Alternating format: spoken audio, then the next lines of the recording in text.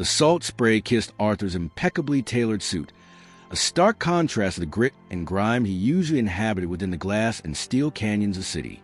His doctor had practically chained him to this beach, prescribing unadulterated relaxation, as if it were a pill. Arthur, CEO of a multinational corporation, didn't do relaxation. He did strategizing, optimizing, and maximizing, which is why he found himself, briefcase still stubbornly clutched in his hand, watching a local fisherman. The man, sun-weathered and sturdy, was hauling in his net. The catch looked meager. "That's not much for a day's work," Arthur commented, the words slipping out before he had stopped them. He immediately regretted it. He was supposed to be relaxing, not critiquing labor efficiency. The fisherman, a man named Kai, simply shrugged, his smile as wide as the horizon. "Enough for me and my family." Arthur bristled. "But you could be doing so much more.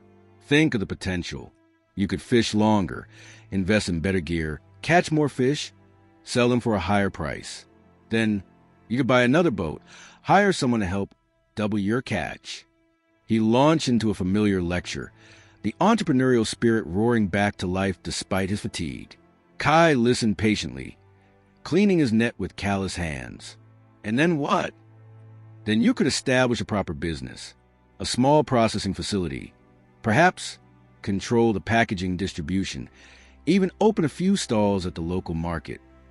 Arthur's voice gained momentum, the vision crystal clear in his mind.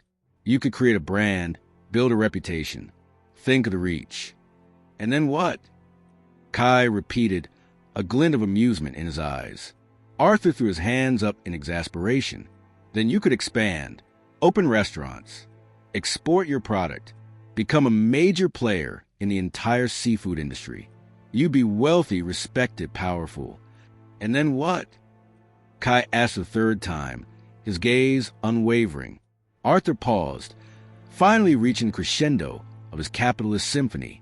"Then," he said, a triumphant smile spreading across his face, "you could finally retire, buy a beautiful beach house, spend your mornings fishing, your evenings relaxing, surrounded by your family, enjoying the fruits of your labor."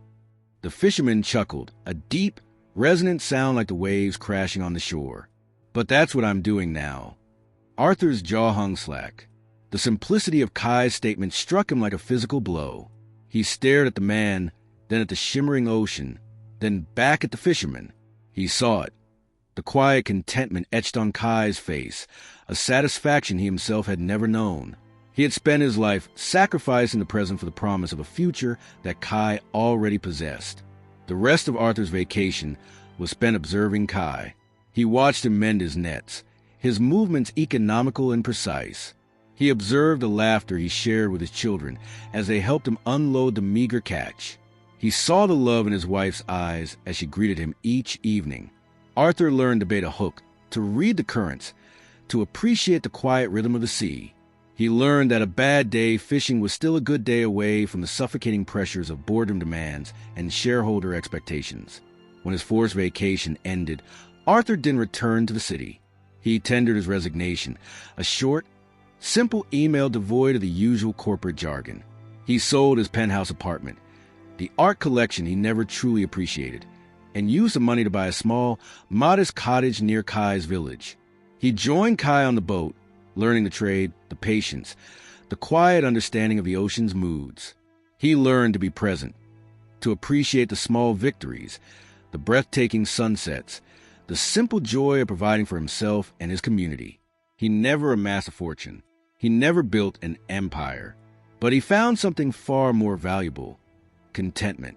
He realized that the pursuit of wealth had been a gilded cage, and the freedom he sought had been waiting for him all along, in the simple act of fishing under the vast, endless sky. Arthur, the former CEO, finally understood that sometimes the journey wasn't about reaching the top, but about finding your peace along the way. He finally understood what it meant to truly live. Thank you for watching. I hope these stories gave you something valuable to think about.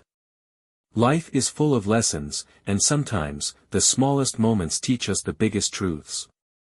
If you found these stories inspiring, don't forget to like, share, and subscribe to the channel for more thought-provoking storytelling. Let me know in the comments which story resonated with you the most. Stay inspired, stay motivated, and remember, every choice you make shapes your future. See you in the next video.